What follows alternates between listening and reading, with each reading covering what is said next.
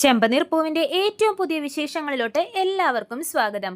അപ്പോൾ നമ്മുടെ ചന്ദ്രയെയും സുധിയെയും ശ്രുതിയെയും 5 കോടി രൂപ വിലയുള്ള ആ ബംഗ്ലാവിൽ നിന്നും ചവിട്ടി പുറത്താക്കുന്ന ഒരു എപ്പിസോഡാണ് ഉടനെ വരാൻ പോകുന്നത്. അപ്പോൾ ആ എപ്പിസോഡിനെ കുറിച്ചുള്ള വിശേഷങ്ങളാണ് ഞാൻ ഇന്നത്തെ എൻ്റെ വീഡിയോയിൽ പറയാൻ പോകുന്നത്. അപ്പോൾ വീഡിയോ ഇഷ്ടമായെങ്കിൽ ലൈക്ക് ചെയ്യാനും സബ്സ്ക്രൈബ് ചെയ്യാനും മറക്കരുത്.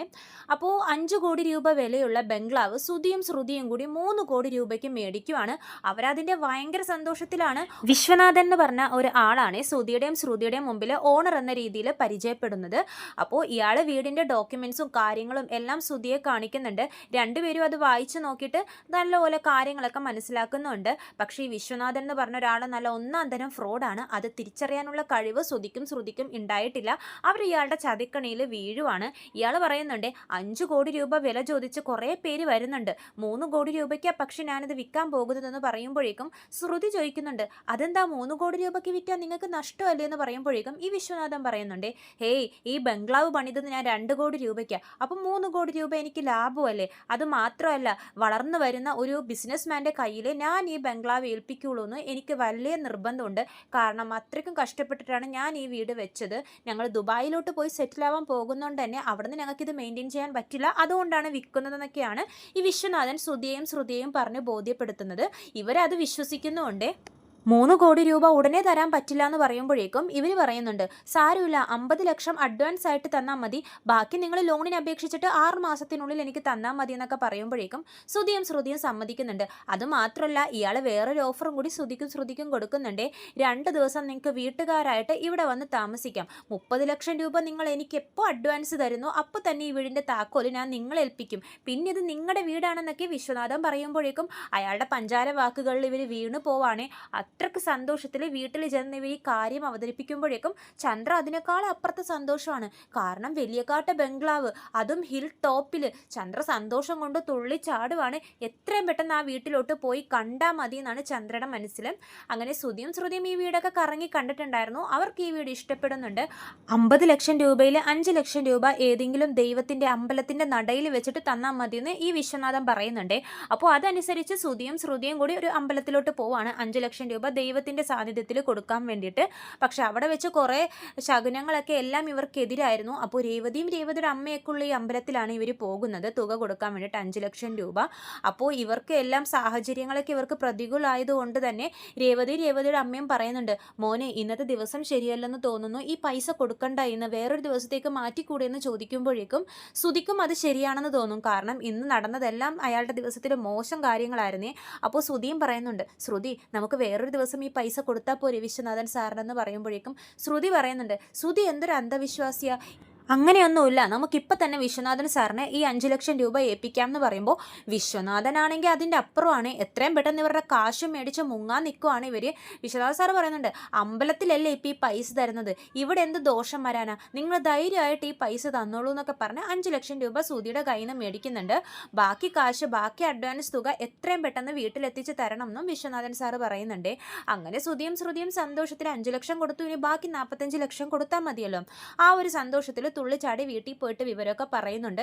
നമുക്ക് അടുത്ത ദിവസം തന്നെ എല്ലാവരും കൂടി ആ ബംഗ്ലാവിൽ പോയി 2 ദിവസം താമസിച്ചിട്ടൊക്കെ വരാം, കൂട്ടത്തിൽ ഈ പൈസയും ഓണർക്ക് കൊടുക്കാം എന്നൊക്കെ പറഞ്ഞിട്ടാണ് സുധി പ്ലാൻ ചെയ്തിരിക്കുന്നത്. ഓണറും ഭാര്യയാണെങ്കിൽ ഭയങ്കര സന്തോഷത്തിലാണ്. 2 മണ്ടന്മാരാണ് ഇന്ന് നമ്മുടെ കെണിയിൽ വന്ന് വീണിരിക്കുന്നത്. ഇവരെന്തായാലും ആ തുക നമുക്ക് കൊണ്ടുത്തരും. 50 ലക്ഷം കയ്യിലാവുമ്പോൾ തന്നെ നമുക്ക് ഒറിജിനൽ ഓണർക്ക് കൊടുക്കാനുള്ള പൈസ കൊടുത്ത് ഇവിടെ നിന്ന് സ്ഥലം വിടണം, എന്നിട്ട് വേറൊരു സ്ഥലത്ത് ഇതുപോലൊരു ബംഗ്ലാവ് മേടിച്ചിട്ട് അവിടെയുള്ള ആരെങ്കിലും പറ്റിക്കണം എന്നൊക്കെ പറഞ്ഞ് ഈ ഭാര്യയും വിശ്വനാഥൻ സാറും കൂടി ഭയങ്കരമായിട്ട് സന്തോഷിക്കുവാണ്. ശ്രുതിയും ഇതൊന്നും മനസ്സിലാക്കുന്നില്ല, അവരുടെ കെണിയിൽ പോയി വീണിരിക്കുവാണ്. അങ്ങനെ 50 ലക്ഷം രൂപയും ചന്ദ്രോദയത്തിലെ അംഗങ്ങളും എല്ലാവരും കൂടി ഈ ബംഗ്ലാവിലോട്ട് പോവാണ്. വീട് കാണുമ്പോൾ തന്നെ എല്ലാവർക്കും ഭയങ്കര സന്തോഷമാവുന്നുണ്ട്. കാരണം അത്രക്കും വലിയ വീടാണല്ലോ. എല്ലാവരും ശ്രുതിയെ പൊക്കിയൊക്കെ പറയുന്നുണ്ട്. പ്രത്യേകിച്ച് ചന്ദ്ര, കണ്ടില്ലേ എൻ്റെ മോൻ, നിങ്ങൾക്കൊന്നും ഒരു മുറി പോലും പണിയാൻ പറ്റുന്നില്ലല്ലോ, എൻ്റെ മകൻ കണ്ടില്ലേ ഒരു ബംഗ്ലാവാ മേടിച്ചിരിക്കുന്നത്, അതും 5 കോടി രൂപ വിലയുള്ള ബംഗ്ലാവ്, എൻ്റെ പൊന്നു മോൻ എന്നൊക്കെ പറഞ്ഞ് ശ്രുതിയെ കെട്ടിയൊക്കെ പിടിക്കുന്നുണ്ട്. അങ്ങനെ 2 ദിവസത്തേക്ക് താമസിക്കാൻ വേണ്ടിയിട്ടാണല്ലോ ഇവർ വന്നിരിക്കുന്നത്. ഓണറൊക്കെ അവിടെ ഉണ്ടാവും. അപ്പോൾ ഓണർ ചോദിക്കുന്നുണ്ട് ബാക്കി കാശൊക്കെ റെഡിയാക്കിയില്ലേ ശ്രുതി എന്ന് പറയുമ്പോഴേക്കും ഈ 50 ലക്ഷം രൂപ ഇയാളെ ഏൽപ്പിക്കുവാണ്. അപ്പോൾ ഇയാൾ തയ്യാറാക്കി വെച്ച കള്ള ഡോക്യുമെൻറ്റ്സ് ഒക്കെ ശ്രുതിയെയും ഏൽപ്പിക്കുന്നുണ്ട്. പൈസ മേടിച്ച് കഴിയുമ്പോഴേക്കും വിശ്വനാഥനും ഭാര്യയും കൂടി എളുപ്പം അവിടെ നിന്ന് ബംഗ്ലാവിൽ നിന്നും സ്ഥലം വിടുവാണ്. ശ്രുതിയും കുടുംബാംഗങ്ങളും ഒന്നും ഈ ചതി മനസ്സിലാക്കുന്നില്ല.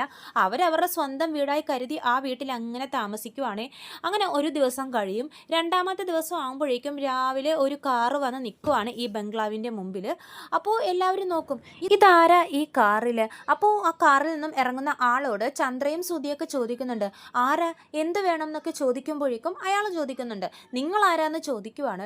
അപ്പോൾ ശ്രുതി പറയുന്നുണ്ട്, ഞങ്ങൾ ആരാണെന്നോ, ഞങ്ങളുടെ വീട്ടിൽ കയറി വന്നിട്ട് ഞങ്ങൾ ആരാണെന്ന് ചോദിക്കാൻ താൻ ആരാടോ എന്ന് ചോദിക്കുമ്പോഴേക്കും ഇയാൾ പറയുന്നുണ്ട്, നിങ്ങളുടെ വീടോ, ഇത് എൻ്റെ വീടാണെന്ന് പറയുവാണ്. അപ്പോൾ ശ്രുതിയും ചന്ദ്രയും പരസ്പരം അങ്ങോട്ടും ഇങ്ങോട്ടും നോക്കുന്നുണ്ട്. നിങ്ങളുടെ വീടോ, ഇത് ഞങ്ങളുടെ വീടാണ്, ഞങ്ങളിത് ഓണറിൻ്റെ കയ്യിൽ നിന്ന് ഈ കഴിഞ്ഞ ദിവസം മേടിച്ചതേ ഉള്ളൂ, ഇന്നലെയാണ് ഇവിടെ താമസിക്കാൻ വന്നതെന്നൊക്കെ പറയുമ്പോഴേക്കും ഇയാൾ പറയുന്നുണ്ട്, അതേത് വകയിൽ, ഇതെൻ്റെ വീടാണ്, മര്യാദയ്ക്ക് ഈ വീട്ടിൽ നിന്നും ഇറങ്ങിക്കോ എന്ന് പറയുമ്പോഴേക്കും ചന്ദ്രോദയത്തിലെ എല്ലാവരും അവിടെ കൂടുവാണ്. കാരണം ഇയാളുടെ സൗണ്ടൊക്കെ റേസ് ആവുന്നുണ്ട്.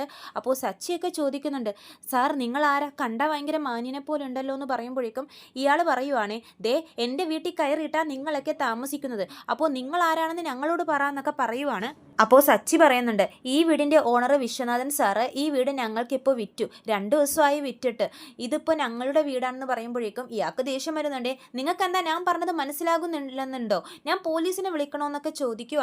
എന്നിട്ട് പറയുന്നുണ്ട്, ആ വിശ്വനാഥൻ എന്ന് പറയുന്ന ആൾ ഈ വീട്ടിൽ വാടകയ്ക്ക് താമസിച്ചിരുന്ന ആളാണ്, 6 മാസമായി അയാൾ വാടക തന്നിട്ട്. ഇവിടെ അയൽവാസികൾ എന്നെ വിളിച്ച് വിവരം പറഞ്ഞു, പുതിയ ആൾക്കാരാരോ താമസമാക്കിയിട്ടുണ്ട്, അപ്പോൾ അതിനെപ്പറ്റി അന്വേഷിക്കാനാണ് ഞാനിപ്പോൾ ഇങ്ങോട്ടേക്ക് വന്നതെന്നൊക്കെ പറയുമ്പോഴേക്കും ശ്രുതി ചോദിക്കുന്നുണ്ട്, വിശ്വനാഥൻ സാർ ആരും ഇവിടെ വാടകയ്ക്ക് താമസിച്ച ആളോ? അപ്പോൾ ഇയാൾ പറയുന്നുണ്ട്, അതെ, അയാൾ എൻ്റെ അടുത്തുനിന്നാണ് ഈ വീട് വാടകയ്ക്ക് മേടിച്ചത്, ഞാനാണ് ഈ വീടിൻ്റെ ശരിക്കുള്ള ഓണർ എന്നൊക്കെ പറയുവാണ്. അപ്പോൾ ശ്രുതി പറയുന്നുണ്ട്, അയ്യോ പക്ഷേ അയാൾ ഞങ്ങളോട് അങ്ങനെയല്ലല്ലോ പറഞ്ഞത്, വീടിൻ്റെ ഡോക്യുമെൻറ്റ്സും കാര്യങ്ങളും എല്ലാം ഞങ്ങൾക്ക് കാണിച്ചു തന്നു, ഞങ്ങളുടെ കയ്യിൽ നിന്ന് 50 ലക്ഷം രൂപ അഡ്വാൻസും മേടിച്ചു എന്ന് പറയുമ്പോഴേക്കും ഇയാൾ പറയുന്നുണ്ട്, താനൊക്കെ എന്തൊരു മണ്ടനാടോ, ഇപ്പോഴത്തെ കാലത്ത് എന്തോരം ഫേക്ക് ഡോക്യുമെൻറ്റ്സ് ഉണ്ടാക്കാൻ സാധിക്കും, ഒരു രജിസ്റ്റർ ഓഫീസിൽ പോയി തനിക്ക് വിവരം അന്വേഷിച്ചൂടെ, ആദ്യം തന്നെ കണ്ട ഒരു പഠിച്ചൊരു വ്യക്തിയെ പോലെ ഉണ്ടല്ലോ, എന്നിട്ട് എന്തിങ്ങനെ മണ്ടത്തരമൊക്കെ കാണിക്കുന്നതെന്ന് പറയുമ്പോഴേക്കും ശ്രുതി അവിടെ തലകറങ്ങി വീഴുവാണ്. ഈ വിവരം കേട്ടിട്ട് വർഷയും രേവതിയൊക്കെ പിടിച്ചെഴുന്നേൽപ്പിക്കുന്നൊക്കെ ഉണ്ട് ശ്രുതിയെ. ചന്ദ്രയാണെങ്കിൽ പൊട്ടിക്കരയുവാണ്, ശ്രുതിയും അതുപോലെ തന്നെ. അപ്പോൾ ചന്ദ്ര പറയും, ഞങ്ങൾ ഈ വീട്ടിൽ നിന്നൊന്നും പോകുന്നില്ല, ഞങ്ങളെ 50 ലക്ഷം കൊടുത്ത് മേടിച്ച വീടായത്, ഇനി ബാക്കി കാശും കൊടുക്കാനുണ്ട് അയാൾക്കെന്നൊക്കെ പറയുമ്പോഴേക്കും ശ്രുതിയും അത് സമ്മതിക്കുന്നുണ്ട്. അപ്പോൾ ഇയാൾ പറയുന്നുണ്ട്, നിങ്ങൾ ഇവിടെ നിറങ്ങിയില്ലെങ്കിൽ ഞാൻ പോലീസിനെ വിളിക്കും എന്ന് പറയുവാണ്. അപ്പോൾ ശ്രുതി നേരെ ഫോൺ എടുത്ത് വിശ്വനാഥൻ സാറിനെ വിളിക്കട്ടെ എന്ന് പറഞ്ഞ് വിളിക്കുവാണ്. പക്ഷെ അയാളുടെ ഫോൺ സ്വിച്ച് ഓഫ് ആണ്, കാരണം അയാൾ ഫോൺ മാറ്റി നാട് വിട്ട് വരെ കഴിഞ്ഞു. അപ്പോൾ ഒറിജിനൽ ഓണർ പറയുന്നുണ്ട്, അയാൾ ഇനി ഫോൺ എടുക്കില്ല, അയാൾ നിങ്ങളെ പറ്റിച്ചതാ, നിങ്ങൾ കുടുംബത്തോട് എത്രയ്ക്കും മണ്ടന്മാരായി പോയല്ലോ എന്നൊക്കെ പറഞ്ഞ് ഇവരെ പുച്ഛിക്കുന്നൊക്കെ ഉണ്ട്. ശ്രുതി പറയും, സാർ ഞങ്ങളുടെ 50 ലക്ഷം രൂപയാ പോയത്, അതിന് ഞങ്ങൾ എന്ത് ചെയ്യും എന്ന് ചോദിക്കുമ്പോൾ ഓണർ പറയുന്നുണ്ട്, അതെന്നോട് പറഞ്ഞിട്ട് എന്ത് ചെയ്യാൻ, കൊടുക്കുന്നതിന് മുമ്പ് നിങ്ങൾ അതിനെ പറ്റിയൊക്കെ കറക്റ്റായിട്ട് അന്വേഷിക്കണമായിരുന്നു, ഇനി അതൊന്നും പറഞ്ഞിട്ട് കാര്യമില്ല, ഇതെൻ്റെ വീടാണ്, നിങ്ങൾ ഇപ്പോൾ ഇവിടെ നിന്ന് ഇറങ്ങണം എന്ന് പറയുമ്പോൾ ചന്ദ്രയും ശ്രുതിയൊന്നും ഇറങ്ങുന്നില്ലേ. അപ്പോൾ ഇയാൾ പറയുന്നുണ്ട്, മര്യാദയ്ക്ക് ഇറങ്ങിക്കോ, ഞാൻ 15 മിനിറ്റ് സമയം തരാം, സാധനങ്ങളൊക്കെ എടുക്കാനുള്ളത് എടുത്ത് ഇവിടെ നിന്ന് ഇറങ്ങാൻ പറയുമ്പോൾ ചന്ദ്ര ഇറങ്ങില്ല എന്ന് പറഞ്ഞുള്ള ഒറ്റ വാശിയിൽ തന്നെ നിൽക്കുവാണ്. ഇയാൾക്ക് ദേഷ്യം വരുന്നുണ്ട്. ഇവരെ രണ്ടുപേരെയും കുടുംബത്തെ എല്ലാവരെയും വലിച്ച് പുറത്തിടാൻ വേണ്ടി പോവാണ്. അപ്പോൾ സച്ചി ഇടപെടുന്നുണ്ട്, സാർ ഞങ്ങൾ മാറിക്കോളാം, സാർ ഞങ്ങളെ വലിച്ചൊന്നും പുറത്താക്കേണ്ട കാര്യമില്ല, പക്ഷേ ഞങ്ങൾക്ക് കിട്ടാനുള്ള ആ 30 ഞങ്ങൾ കൊടുത്ത 50 ലക്ഷം രൂപ അതിനാര് കണക്ക് പറയും എന്ന് ചോദിക്കുമ്പോഴേക്കും ഇയാൾ നേരെ ഇനി നിങ്ങളോട് സംസാരിച്ചിട്ട് കാര്യമില്ല, പോലീസിൽ വിളിച്ചിട്ട് തന്നെ കാര്യം എന്ന് പറഞ്ഞ് പോലീസിനെ വിളിക്കുവാണേ. അപ്പോൾ പോലീസ് വരുന്നുണ്ട് ഈ ബംഗ്ലാവിലോട്ട്. പോലീസ് വരുമ്പോഴും ഈ ചന്ദ്രോദയത്തിലെ അംഗങ്ങളെയാണ് ചീത്ത പറയുന്നത്. ഇയാളുടെ ഭാഗത്താണ് ന്യായം, കാരണം ഇത് നിയമപരമായിട്ട് ഇയാളുടെ വീടാണ്, നിങ്ങളെ അയാൾ പറ്റിച്ചു എന്ന് പറഞ്ഞിട്ട് ഇയാൾ എന്ത് ചെയ്യാനാ, നിങ്ങൾ ഇപ്പം തന്നെ ഈ വീട്ടിൽ നിന്ന് ഇറങ്ങി കൊടുക്കണം എന്ന് ചന്ദ്രോദയത്തിലെ അംഗങ്ങളോടൊക്കെ പറയുവാണ്. ചന്ദ്രയും ശ്രുതിയും ഒക്കെ പൊട്ടിക്കരയുവാണ്. വർഷയും ശ്രീകാന്തും സച്ചിയും രേവതിയൊക്കെ എന്ത് ചെയ്യണം എന്നറിയാതെ നിൽക്കുവാണ്. രവീന്ദ്രൻ പറയുന്നുണ്ട്, സാർ 50 ലക്ഷം രൂപയാ, അത് വെറുതെ ഒന്നും കിട്ടില്ലല്ലോ, ഒരുപാട് കഷ്ടപ്പെട്ടുണ്ടാക്കിയ കാശാണെന്ന് പറയുമ്പോഴേക്കും പോലീസ് പറയുന്നുണ്ട്, നിങ്ങൾ സ്റ്റേഷനിൽ വന്നൊരു കംപ്ലൈൻറ്റ് എഴുതിത്താ, അയാളെ പറ്റിയുള്ള ഡീറ്റെയിൽസും പറഞ്ഞതാ, ഞങ്ങൾ അന്വേഷിക്കാം എന്നൊക്കെ പറയുവാണ്. നിങ്ങളിപ്പോൾ ഇവിടെ നിന്ന് ഇറങ്ങിക്കൊടുത്തേ പറ്റുള്ളൂ എന്ന് പോലീസും പറയുവാണ്. വേറെ നിവർത്തിയില്ലാതെ എല്ലാവരും ആ 5 കോടി രൂപ വില വരുന്ന ബംഗ്ലാവിൽ നിന്നും വിഷമത്തോടെ ഇറങ്ങുവാണ്. ഇതൊക്കെയാണ് ചെമ്പനീർ പൂവിൻ്റെ ഏറ്റവും പുതിയ വിശേഷങ്ങൾ. കൂടുതൽ വിശേഷങ്ങൾ ഞാൻ എൻ്റെ ചാനലിലൂടെ അപ്ലോഡ് ചെയ്യുന്നതാണ്. ചാനൽ സബ്സ്ക്രൈബ് ചെയ്യാത്തവർ സബ്സ്ക്രൈബ് ചെയ്യണം. വീഡിയോ ഇഷ്ടമെങ്കിൽ ലൈക്ക് ചെയ്യാനും മറക്കരുത്. എല്ലാവർക്കും നന്ദി.